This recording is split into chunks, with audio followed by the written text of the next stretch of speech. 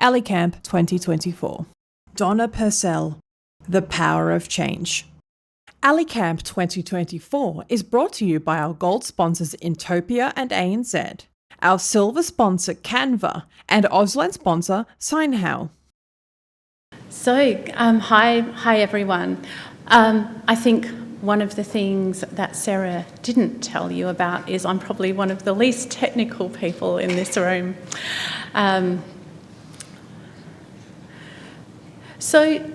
If we could go to slide 2. So today's presentation is it's about my Churchill Fellowship, but it's also hopefully by the end of this presentation you will see from some of the people I met with on my fellowship, I guess, where they have really been removing barriers and really opening up minds within their workplaces. So I really can't, I do feel privileged to be in a room of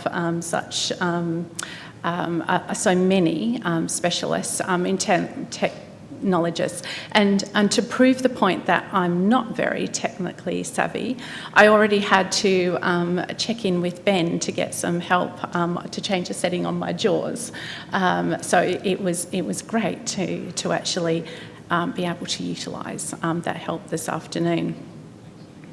But when you guys get the accessible side of tech working, and I am a screen reader user, I can work like a dream. So thank you for all of the work that you all do in your respective workplaces. I would like to acknowledge and pay my respects to the traditional owners of the lands and the custodians of the lands on which we are meeting today, and to pay my respects to elders past, present and emerging. I'd also like to acknowledge First Nations peoples who are in the audience today, but also importantly to welcome and acknowledge others like me who have a disability who are here today also. So today I'm going to share about my Churchill Fellowship, and as Sarah said, it was researching strategies and culture change resulting in greater workplace inclusion for people with disability. In 2022, I did embark on a journey of discovery, and hopefully my journey was a little bit better than the CommBank journey that everyone seemed to have a bit of a giggle about. I did this because at the time in Australia, people like me, those of us who have a disability, were 30% less likely to be unemployed or underemployed. And while the data has improved slightly since I embarked on my fellowship, there's still significant opportunity for change. We do need to continually work to change attitudes within our workplaces and how people think about employment and inclusion in the workplace. We need to focus on what people can do, and we need to be constantly looking at new ways to make our workplaces more flexible and inclusive and accessible. And that's where many of you in the audience today will have that opportunity to use your expertise and skills to make that change. People with disability being 30% less employed than people without disability is just not acceptable. Together, we can drive this change. So next slide, please, Sarah. So let me show you a little bit about my fellowship in itself. So this slide, it shows me in some amazing places where I met many incredibly talented and generous people. It's a montage of some of my travels, me at L'Oreal and Louis Vuitton in Paris, my visit to Nestlé in Vevey in Switzerland, and Montefiore Hospital in the Bronx. Now, not the hospital, but it actually seems like I've been on a bit of a shopping spree, doesn't it? But I can assure you I didn't. I brought home very few I had very few retail expeditions. Now, I also want to say that it wasn't all disability research, though. While in Paris, I had to find a laundry the night before we left to go to Switzerland. But we also had to have dinner and pack. So it was the last night before flying out, and earlier that day we had walked past a laundry on the way to one of the meetings I was going to. And I knew it was a laundry because subconsciously I had noticed the smell of it as we'd gone past. And we had to find a laundry, so I remembered where that was and where we needed to go. I navigated us straight back there when we needed to, but to my delight, now, better than the scent of laundry powder, was the fresh aroma of a traditional French truffle restaurant right next door to the laundry. So I must say, it was the most I've ever enjoyed doing my laundry. And we dined, we dined on exquisite truffle dishes while popping in next door to pop some more coins into the machines. So that was, I guess, one memorable experience among all of the work. So my travels took me to the USA, UK, France and Switzerland. I met with 22 organisations, and some of those included Microsoft's global office in Seattle, Nestlé in both France and in Switzerland, L'Oréal in Paris, and in the UK I met with Lloyd's, GSK, a large pharmaceutical company, HSBC, and also some government departments, including the UK Department of Work and Pensions, the UK National Health Service, and the New York City's Mayor's Office when I was in New York.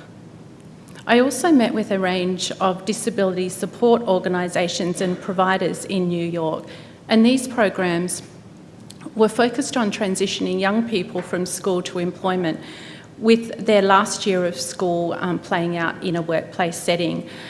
And they were building practical skills, including life skills, and sometimes that was even just learning how to catch the bus or how to count money, use money for the bus fare.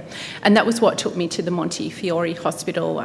They had some amazing programs within the Bronx. And the programs there and the transition from that school environment into work in a range of roles within that hospital setting were quite incredible. And technology was having a part to play in that, particularly in using some of the technology in reminding patients to go into treatments in clinics, and where the young people in the program were using that technology. So today I'm going to share some of the highlights or some of the key findings and update you on what some of those organisations are doing now, and in particular a bit of a focus on Microsoft, and I do want to say that they are not paying me to be here or to talk about them. They were just one of the companies, a tech company that I met with. So next slide, please. So what did I learn? Firstly, I discovered there were three common themes across most of the organisations who were progressing employment for people with disability, and they were the importance of engaged senior leadership and that leadership driving the change. Secondly, a strong commitment to building an inclusive and accessible workplace. And thirdly, the importance of measuring, monitoring and reporting on that change. So I'm going to talk to each of those in a little bit. So if we could go to the next one, Sarah.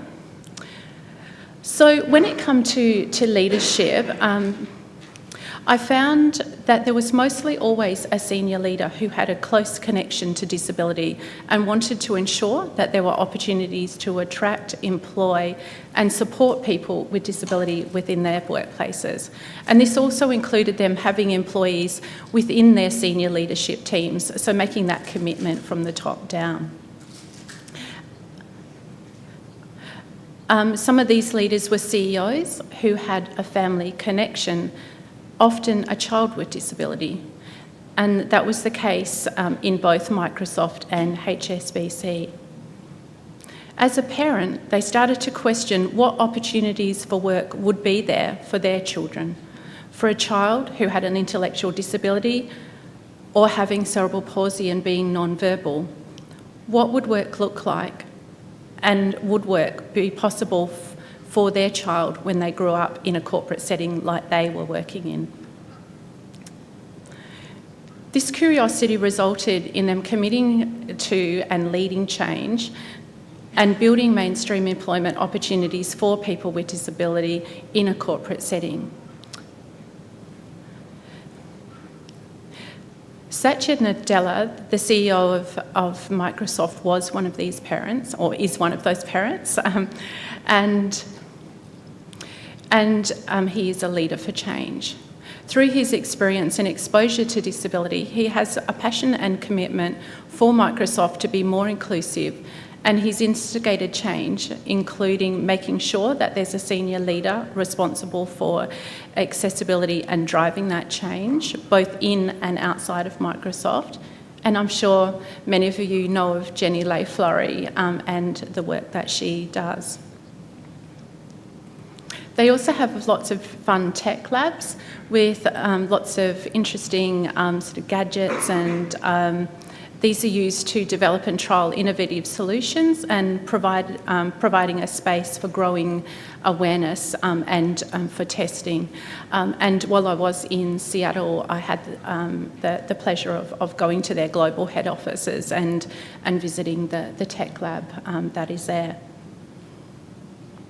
They work closely through organisations and the local community, including local businesses and schools, to open that up to grow that awareness and to make sure that they are making changes and looking at accessibility from that customer viewpoint.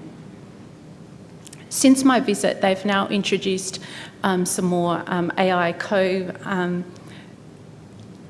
co-innovation labs, including one in Sydney. So I'm not sure how open to the public they are, but for anybody who does have the opportunity to visit, I would certainly encourage that. At HSBC, I found a CEO-led job customised program. And this was where, influenced again by their CEO, who has 4 children with intellectual disability, and he thought, how could his children ever work in that corporate setting in somewhere like HSBC? Through his sponsorship, they introduced some new meet and greet customer service roles to improve customer service and to extend the concierge function in corporate offices. And this is a model that could really be lifted up and put anywhere. Many of our organisations here in Australia who have large concierge teams could easily include this function. They work with a specialist disability employment organisation to recruit candidates with disability and to provide training, both pre-employment and continual on-the-job training where it was needed. HSBC found this program was having an extremely positive impact on staff morale, and it's continued to receive positive feedback from customers and visitors to their offices. And most importantly, it was providing meaningful jobs to people with disability. I had the pleasure of meeting 5 of these recruits when I was visiting their Birmingham offices, and without tailoring these roles, these young people would never have had an opportunity to work in that corporate setting. Over lunch, one of the young men was sharing his story with me. He was telling me that he had Tourette's and really did not think he was going to be able to find a job anywhere, really. And he was impacted by regular tics and sometimes found it difficult to speak. However, after completing the training and being in the workforce for about 6 months, he said his condition had significantly improved, and to the stage where almost he wasn't, he wasn't impacted at all by tics. And to the point where sometimes he said he even forgot he had a disability. So it is that power of work and having something meaningful to do, and where, I guess, in that context, the focus is taken away from your disability because you're given a job to do, you're part of a team and part of a workplace, and where disability, because of inclusion, is not the focus. For this young man, the job had been literally life-changing. And I'll come back to job customisation in a moment because I do want to give this topic a little bit more attention. It's almost, I guess, to what was being talked more about in personalisation, for example, in one of the earlier conversations. So about personalising jobs and making them more, in this case, customer focused for people with disability, it can make a really big difference. So next slide, please, Sarah. So onto commitment, which was the second area.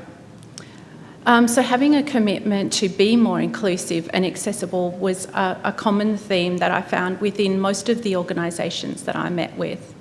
Most had a commitment from the CEO and that senior leadership to champion change. And some of the practical changes being made included having senior roles leading accessibility and inclusion programs, and often those people who were leading that work were people with lived experience of disability themselves. Having reviewed and updated policy to ensure that policies were looking at inclusion and making sure that things were more accessible. So not having a separate policy per se, but actually building in that inclusion piece into everything organisations were doing. Some companies like Microsoft and L'Oreal, they had also engaged a specialised disability recruitment teams, and where through some of their program or recruitment program leads, they were working directly with employees to make sure that all of their recruitment practices were accessible as well. And they changed some of the selection processes to accommodate neurodiverse candidates and introduced assessment tasks rather than some of the traditional interviews. And that included looking at, I guess, where technology could be an enabler, but also sometimes, where using technology for recruitment, sort of also created barriers. And we're going back to some of the old style, let's sit down and have a conversation and come and meet and greet us in the company, was having a far better impact. And this, I guess, was offering just many more opportunities where there were options for choice, which is so important. So often we get locked into doing things in one way. So it is that choice and having a way of selecting how you want to participate in a recruitment process. And they were also, sorry, I've just talked about that. Okay. At L'Oreal, some of the change was being driven by people with lived experience of disability as well. And I was impressed by some of L'Oreal's awareness campaigns that they were running around inclusion. When you think of L'Oreal, you think of beauty and beautiful people. And as it should be, people with disability were very included in this. And that's not often the case when it comes to, I guess, in inclusion and particularly advertising in a lot of organisations. It's always, sort of definitely that model focus, the perfect person, the perfect customer. But that was one of the things that L'Oreal were doing really well is depicting the community that is its customers, including people with disability.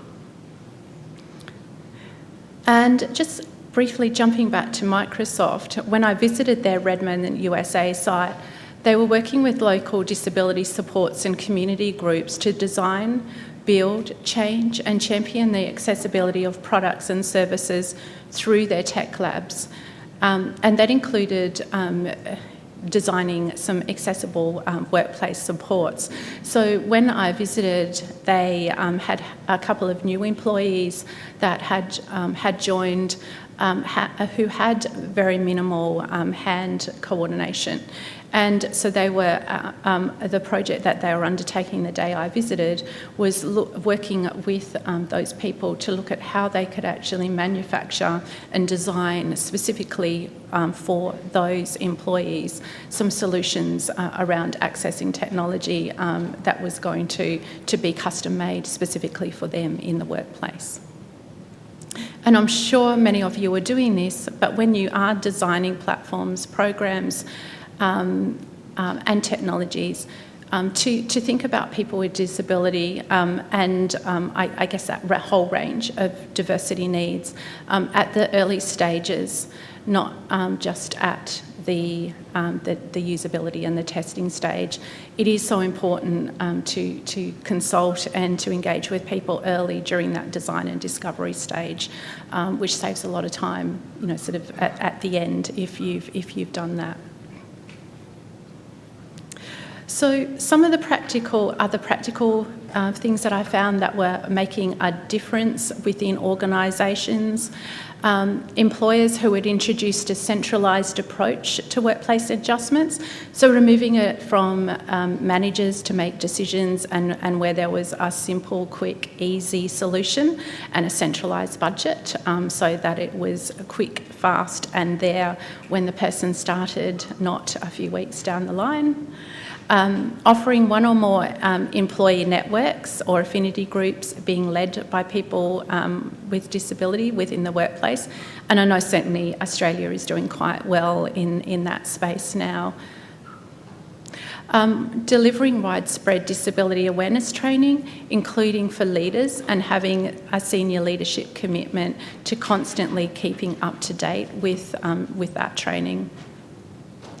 And a key driver of inclusion was where there was clear inclusion strategies and where those plans or strategies were designed with people with lived experience of disability. So, next slide, please.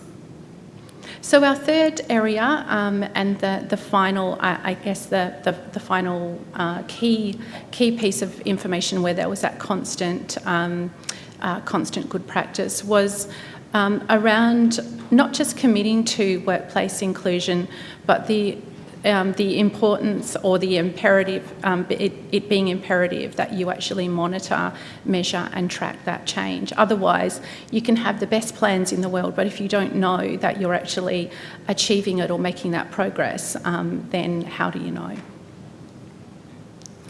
Organisations may be employing people with disability, but it's essential that we also track their employment experience and that they stay. And I think only too often we always focus on bringing people in, but without the foundations to support people, you might not keep them. And I know certainly sometimes, sort of in my workplace, it is often some of the technology barriers where it's just not set up in time for people to be ready on day one. And it is such an important thing. I mean, your first few days, your first week in a job is what is going to make it or break it.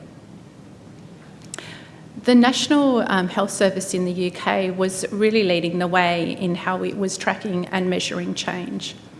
In 2019, they introduced the Workplace Disability Equality Standard. And this standard is a set of specific measures and metrics that enable all of the National Health Service to compare the workplace and career experiences of all staff with and without disability.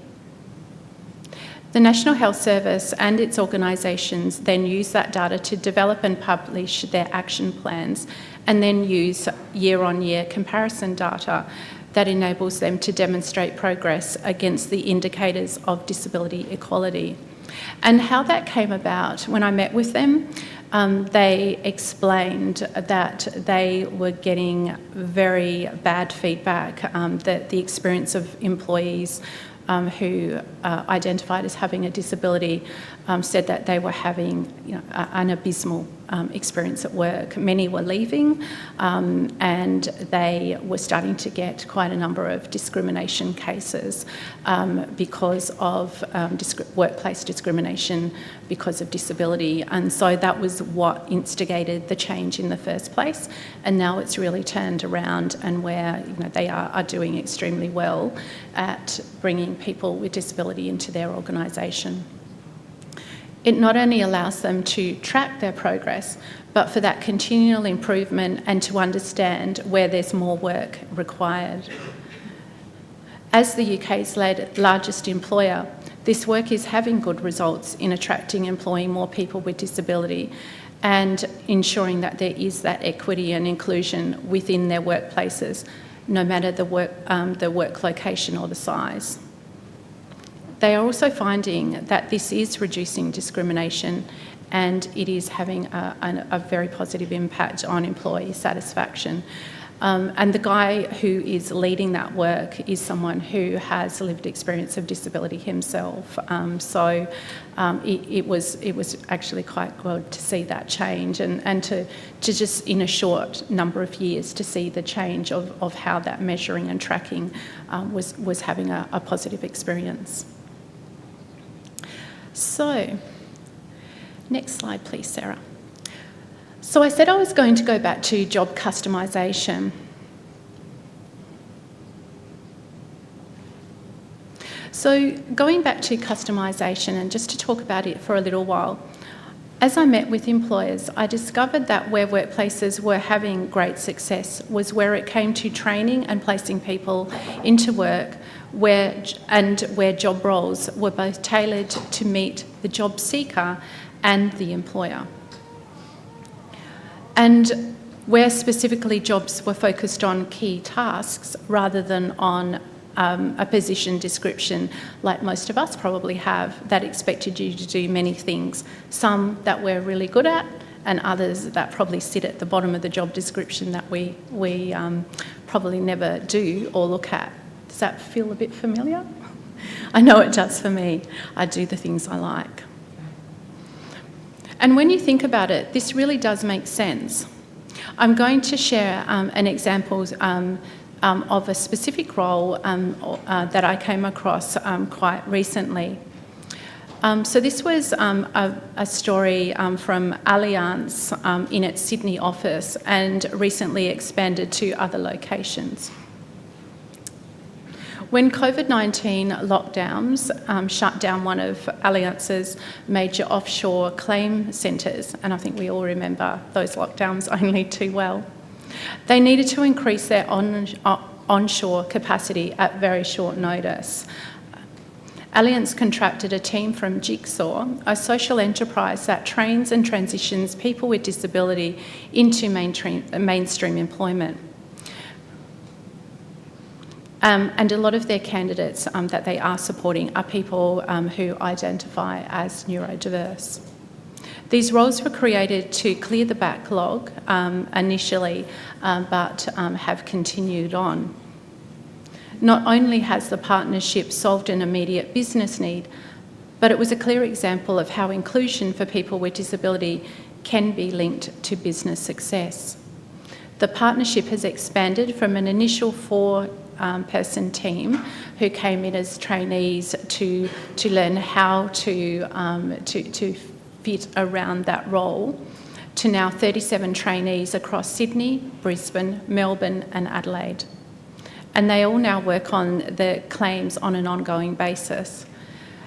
And they found that productivity has also been lifted and that this team is more efficient.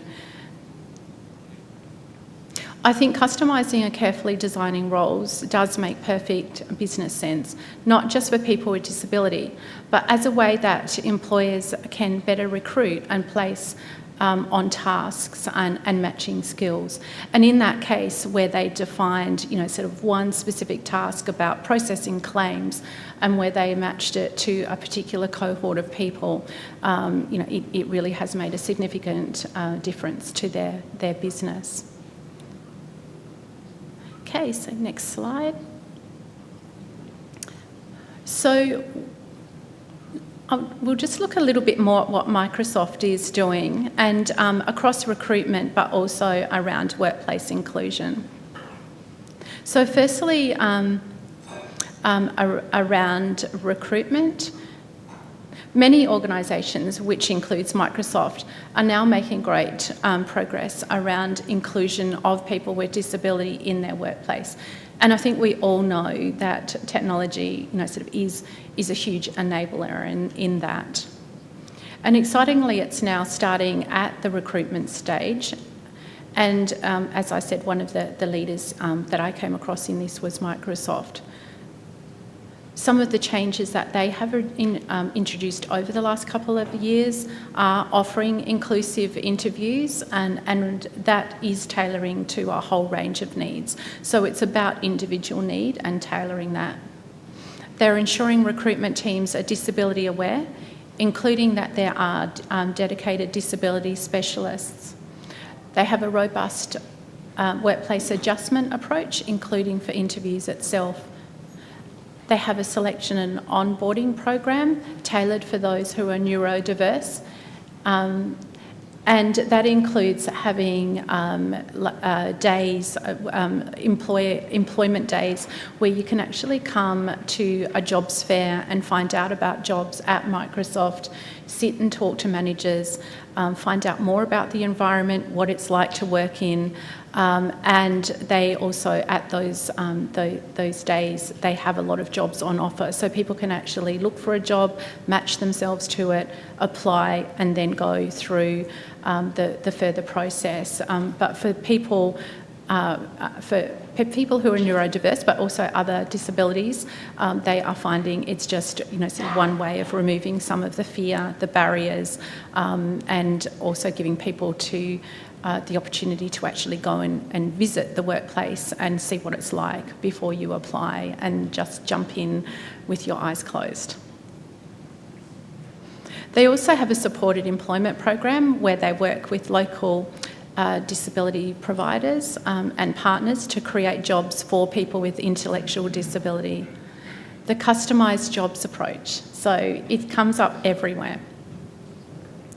In knowing this group of people face greater barriers when it comes to gaining work, Microsoft is supporting finding jobs that match both the abilities of the candidates, but also the needs within those partner organisations. And people are being successfully employed, and they are then contributing to their local community. Some of the roles within some of those Microsoft vendors include reception and office assistants, mail processing clerks, warehouse technicians, lab technicians, AV assistants and technicians, and food service and cafe workers, and groundskeepers. So a wide variety of roles depending on people's interests and their skills. And then through some of its most recent products, Microsoft is enabling people with disability to be more independent, and it's one example of where technology can be an enabler. And I know there's many products sort of on the market. Generative AI, is coming into all of our lives from many directions, from many companies. But I do just want to play a short video just to show how it can be positively used within a workplace setting. So could we have the video, please? AI has a massive opportunity to help people with disabilities like me. I'm going to show you some of my favorite features that help improve my productivity on the daily basis. Jeremy Curry. And I'll just go into Copilot and say, summarize this email. Christina Mallon. I'm able to really use my voice through the microphone and voice access that's built into Copilot. I say, tell me the changes in accessibility for the past month. I'm going to launch Word. Describe what you'd like to write, including notes or an outline, and Copilot can generate a draft to help you get started. In this case, I'm going to ask it to write about the history of computer science. History of computer science. Generate. a draft. One of the things that is challenging when you have dyslexia is writing. So to help with that, I will ask Copilot to write a draft email. I'm going to ask it to still keep my tone because I want it to sound like me, and then I want it to be short, asking Mary to do a pre-read of the document. Entering a prompt. And is now generating a template email, which is short and sweet, which is a brilliant productivity enhancement for me. When I think about generative AI, I think about things that I've done in my 20+ year career in accessibility that we've not been able to do before now. And some of these things are literally life-changing. This process without Copilot usually takes an hour, but this took 3 minutes. It's important to give me the time back to work on the things that I love. And generative AI does that. If you want to make AI more accessible and better for you, use it and provide feedback. I'm excited about the possibility that it will help bridge the disability divide. Microsoft. Thank you. So, as that shows, tasks that may have been difficult or impossible for people with disability are being made easier. For me, this has been life-changing. For me, that non-tech person, as shown in the video, I've been using Copilot recently to respond to emails for me, summarise some of my emails and actions. And most excitedly, what I'm most excited about is I'm using it in meetings to take notes within meetings and action lists so that I don't have to take notes and talk and try to do too many things at once. My next endeavour, which I will embark on, is I've never created a PowerPoint in my life, and so I do want to try it out to see how it will do that. But don't tell my EA, I don't want her to feel that she's probably out of a job. So next slide. So what can you do? In closing, I want to ask you to think about what you can do and to think about a commitment to action that you could take. I want to ask you all to take a moment and think about why it's so important to make our workplaces so accessible for all and why it's important to employ people with disability. Why do you do what you do? What can you do through your skills and through your passion? And what can you do through that to empower and drive change? What does the role of technology have in this? What can you do and what will you do to change attitudes? What will you do to build more inclusive workplaces? And it sounds from today, I mean, everybody's definitely well along the way of doing that. And how will you use your accessible tech skills to influence that change, to influence your workplaces and enable those workplaces to open up their doors to more people with disability? What will be your power for change? And together, I think we can all be change makers. I just want to also encourage you too could apply for a Churchill Fellowship. It is an amazing experience. All you need is a project, an idea, something that is going to be good for Australia, where you can go and learn from overseas and bring that knowledge back and maybe have a truffle dinner on the way. And you can find information from the Churchill Fellowship a website, which is where you can also find my report if you're interested in reading the whole report, if you want some light bedtime reading.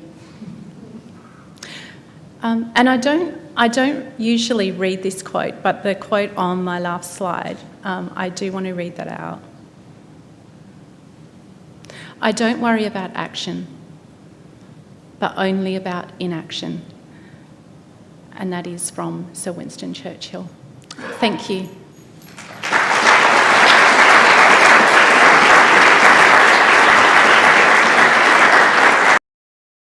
Ali Camp, 2024.